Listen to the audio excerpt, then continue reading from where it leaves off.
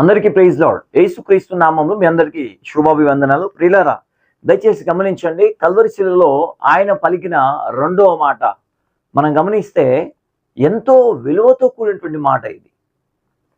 ఎవరు కూడా ఇటువంటి మాటను పలకడానికి ఆలోచించి పలుకుతారు. ఎందుకంటే దానికి ప్రత్యేకమైనటువంటి కారణం ఉంటుంది. ఎందుకంటే నీ జీవితంలో ఒక వ్యక్తి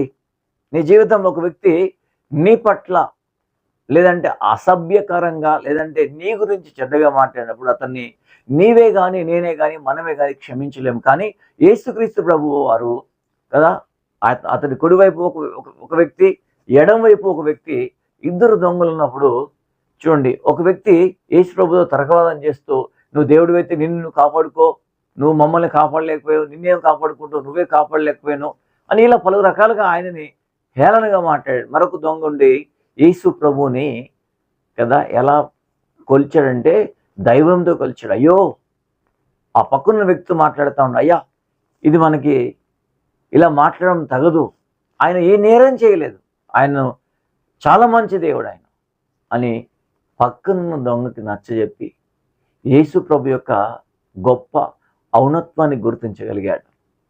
ఆయన చాలా గొప్ప దేవుడు అని గుర్తించగలిగాడు. హల్లెలూయా.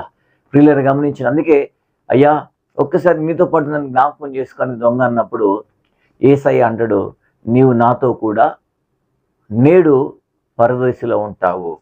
హల్లెలూయా కదా. ఆ మాట మనం చూస్తూ ఉంటాం లూకా సువార్త 23:43లో నీవు నాతో కూడా పరదేశంలో ఉంటావు.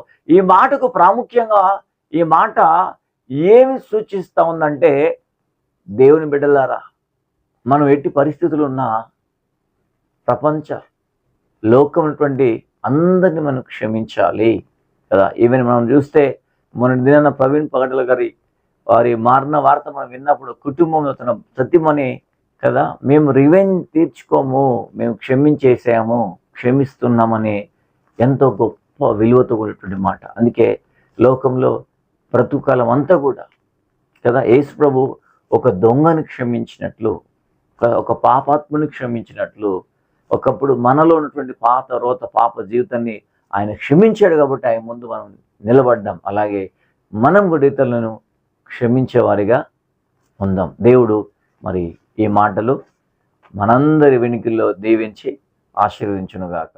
ఆమేన్.